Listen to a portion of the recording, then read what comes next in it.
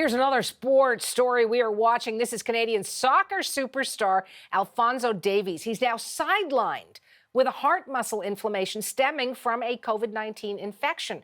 His German club, Bayern Munich, says it's a mild infection, but Davies will be out for at least several weeks while he recovers.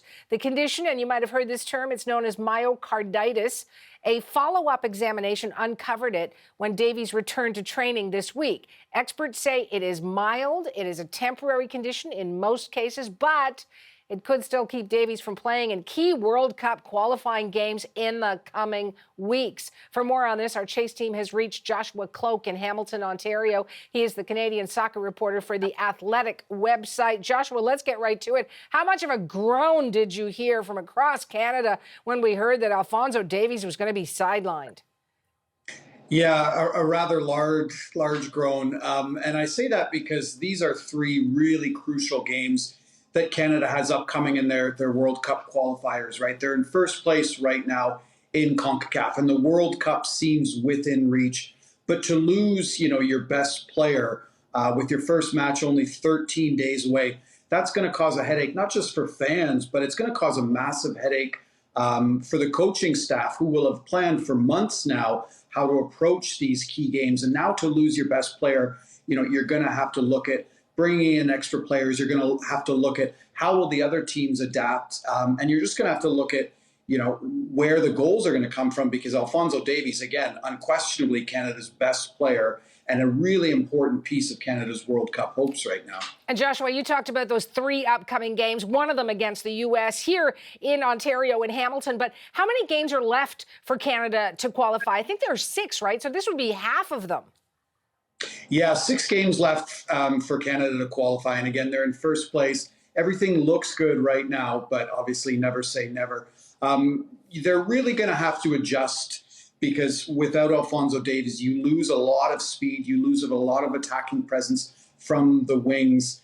Canada has become a team in these World Cup qualifiers that have been known for their attacking presence on the wings in particular. They don't have as much kind of quality in the middle of the park. So it's going to be difficult for head coach John Herdman to kind of find replacements to continue that style of play, because they've had so much success attacking from wide areas. And now to lose arguably your best wide player, again, it's going to be difficult for the team.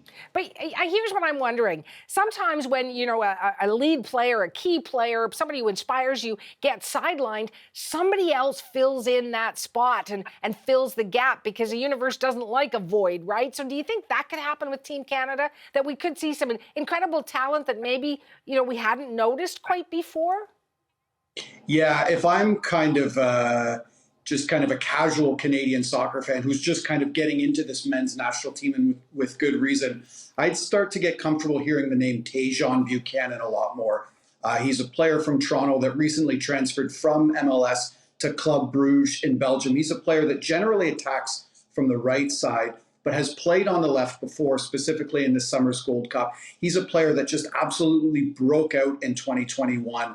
A player, again, that plays very similar to Davies, a lot of attacking skill, a lot of pace. And he's just one of these really likable, energetic figures. I could see John Herdman moving Tajon Buchanan to the left side. And I think if you're looking for a player to kind of step in, change the game on a dime, which Alphonso Davies is capable of doing in a way few other players in the region are, Tajon Buchanan is a player that is capable of doing that. So I think we're going to be seeing a lot of him over these next few weeks. You've just put a lot of pressure on his shoulders, Joshua, haven't you? If you're watching, Tajon, we're with you. We know you can do it. What's going to be the key thing, do you think, for Canada now, just to get rid of that groan across the country, Josh, that we started talking about?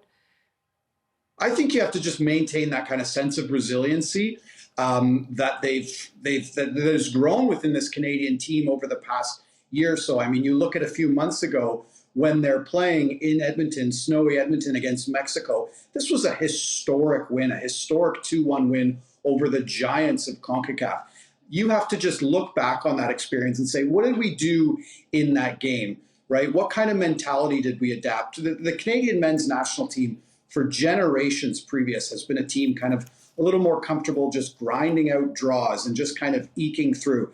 That's not the sense that I get from this men's national team. They have players playing across Europe, playing in some of the best leagues in Europe. There's a confidence there that hasn't existed before. I think those players just need to rely on that confidence, rely on their experience, because again, they're in first place right now, more than halfway through the tournament. This isn't a fluke. You just have to kind of rely on what's gotten you as far as you have. I agree. It is not a fluke. We can do it. Thanks for that, Joshua. That's Joshua Cloke. He is the Canadian soccer reporter for The Athletic, and we reached him in Hamilton.